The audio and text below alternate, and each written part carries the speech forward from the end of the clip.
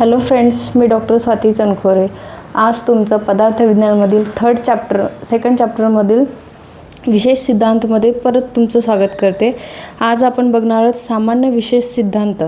सर्वदा सर्व भावानां सामान्य वृद्धी कारणम रास हेतु विशेषस्व प्रकृती भयस्य तू।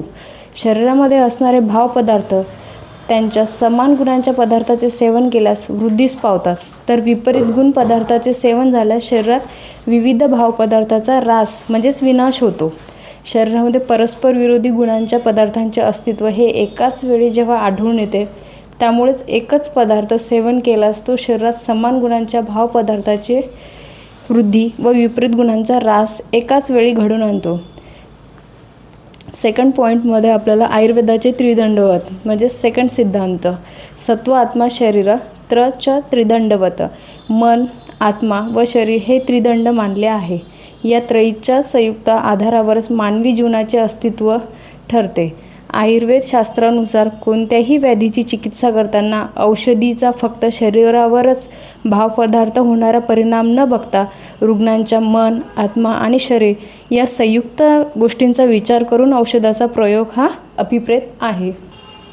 कारण शरीर हे मृत व्यक्तीमध्येही आढळते, त्यामुळे चिकित्सा करत असताना रुग्णांची आवड, मानसिक स्थिती, प्रकृती इत्यादींचाही विचार रुग्ण करूनच चिकित्सा ही सफल ठरते।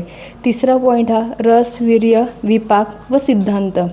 या सृष्टीत सर्व पदार्थात 6 रस आढळून येतात: मधुर, आम्ल, लवण, कटू, तिक्त व कषाय। आणि विपाक मधुर व लवण यांचा विपाक मधुर असा होतो, आम्ल याचा विपाक आम्ल, कटू व तिक्त याचा विपाक कटू। शरीरावर या त्रिविध विपाकात्मक द्रव्यांची क्रिया ही प्रामुख्याने 2 प्रकारची, वीर्य शीत आणि उष्ण असे हे 2 वीर्य असतात। फोर्थ पॉईंट आहे पंचमहाभूत सिद्धांत। तत्र शरीर नाम चेतनाधिष्ठाभूत पंचमहाभूत विकार समुदायात्मक चरक सूत्रस्थानातील शारीर स्थान आहे। पृथ्वी, आप, तेज, वायू आणि आकाश यांना महाभूत म्हणतात।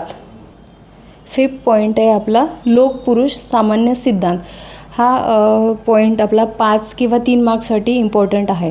तर त्यामध्ये पुरुषोयम लोक संहित किंवा यावंतो ही लोके भावविशेषा स्थावंतः पुरुषे यावत पुरुषे तावंतो लोके, म्हणजेच पंचमहाभूतापासून सर्व सृष्टीची निर्मिती झालेली असून या बाह्य सृष्टीला चरकांनी लोक ही संज्ञा वापरली आहे। तर सर्व सृष्टींचा उपभोग घेणारा कोणतेही शरीर धारण करणारा जीव याकरिता पुरुष अशी संज्ञा वापरलेली आहे। बाह्य सृष्टीत ज्या तत्वांचा साहाय्याने विकसित झाली आहे, या तत्वापासून पुरुष बनला असल्यामुळे त्यांच्यात एकरूपता आढळते, त्यालाच लोक पुरुष साम्य सिद्धांत असे म्हणतात।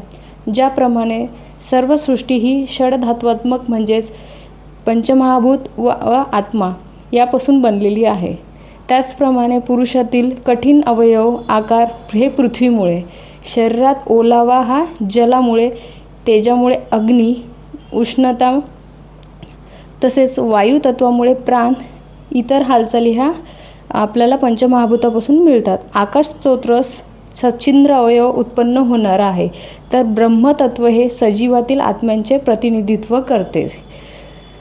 तर हा लोक पुरुष सामान्य सिद्धांत। या पुढील सिद्धांत आपण नेक्स्ट चॅप्टरमध्ये बघूयात।